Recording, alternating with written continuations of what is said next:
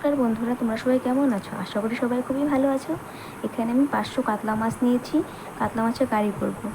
কাতলা মাছগুলোকে এখন আমি ভালো করে নুন হলুদ দিয়ে ভালো করে মেখে নেব। ভালো করে মেখে নেওয়ার পর এদিকে কড়াইতে আমি তেল দিয়ে রেখেছি।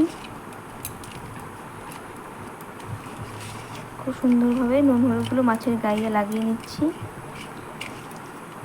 এখন আমি মাছগুলোকে লাল লাল করে একটু ভেজে নেব।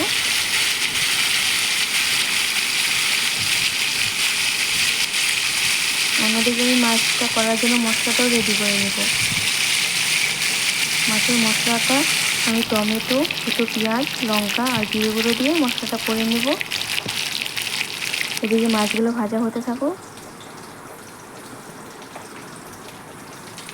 সোমবারের জন্য আমি পেঁয়াজটা দিয়ে দিয়েছি। এদিকে মশলাটাও রেডি হয়ে গেল আমার।